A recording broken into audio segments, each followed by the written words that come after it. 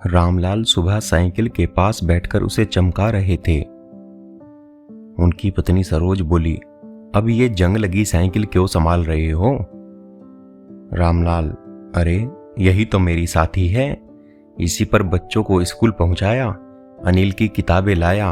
अगर ये ना होती तो शायद मेरे बच्चे पढ़ ना पाते। सरोज उनकी आंखों में गर्व और थोड़ी नमी देखती है। अनिल अब शहर में बड़ा अफसर बन चुका था। पत्नी और बेटे के साथ आराम की जिंदगी जी रहा था। माँ ने उसे फोन किया, बेटा पिताजी की तबीयत अब ठीक नहीं रहती, एक बार आ जा। अनिल लापरवाही से, माँ अभी ऑफिस का टूर है, महीने के अंत में आऊंगा। पत्नी कटाक्ष करती हुई बोली, अनिल गांव जाने से क्या फायदा, वहां बस धूल और पुरानी यादें हैं।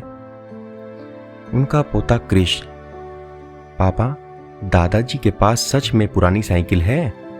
बेटा हंसकर, हाँ बहुत पुरानी, अब तो कबाड़ हो गई होगी।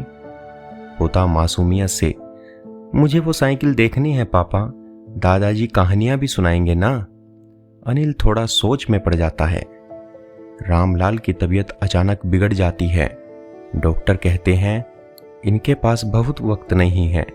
रामलाल धीरे धीरे कहता है, मुझे अपने बेटे को देखना है और एक बार उस साइकिल पर बैठकर उसे बाजार तक ले जाना है, जैसे बचपन में ले जाता था।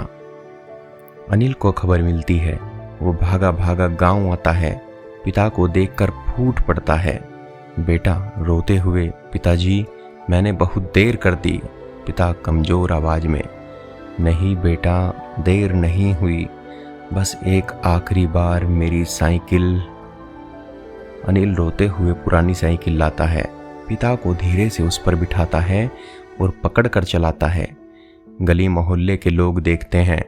बूढ़े पिता बेटे की पीठ पर हाथ रखे हैं, आंखों से आंसू बह रहे हैं और होठों पर हल्की मुस्कान। पिता धीरे से, बेटा अब मन को सुकून है। कुछ ही पलों बाद पिता की सांस थम जाती है और उनका सिर बेटे के कंधे पर झुक जाता है। अनिल जमीन पर बैठकर साइकिल के पास पिता को सीने से लगाता है और जोर जोर से रोने लगता है। अनिल टूटे स्वर में, पिताजी ये साइकिल तो बच गई, पर आपको मैं खो बैठा। आंसू साइकिल के जंग लगे हैंडल पर टपकते हैं। पोता मासूमियत से पूछता है, पापा अब दादाजी मुझे कभी साइकिल पर नहीं घुमाएंगे?